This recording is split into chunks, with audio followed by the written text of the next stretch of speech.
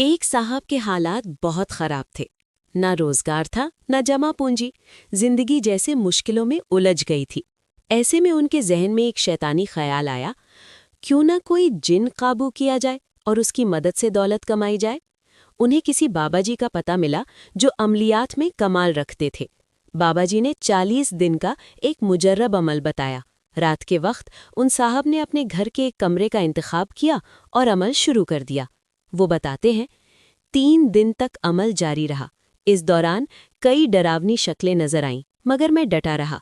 चौथी रात अमल के दौरान जब मैं हिसार के अंदर बैठा था, अचानक एक खौफनाक निस्वानी आवाज गूंजी, मुन्ने के अब्बा, मुन्ने का फीडर फ्रिज से निकालना है।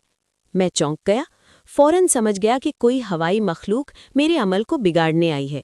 बाबाजी ने सख्ती से कहा था, चाहे कुछ भी हो जाए, हिसार मत तोड़ना, वरना जान का खतरा होगा।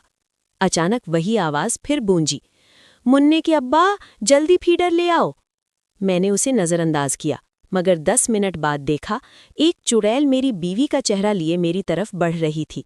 मैं डरा नहीं, विर्द तेज कर दिया, क्योंकि मैं तो हिसार में महफूज था। वो चुड़ैल बिल्कुल मेरे करीब आ गई। मैंने बुलंद आवाज में कहा, दफा हो जा कमबख्त, तू मेरा कुछ नहीं बिगाड़ सकती।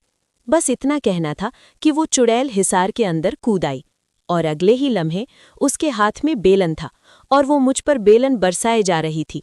मैं समझा ये भी जिन्नात की कोई चाल है, शायद आजमाइश हो।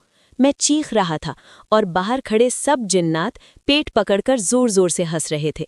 जब चुड़ैल यानी मेरी बेगम मुझे पीट पीट कर थक गई और घसीट कर हिसार से बाहर ले गई, तो एक बदतमीज जिन मेरे कान के करीब आकर बोला, सरकार, पहले अपनी बेगम काबू करो, फिर हमारा भी सोच लेना।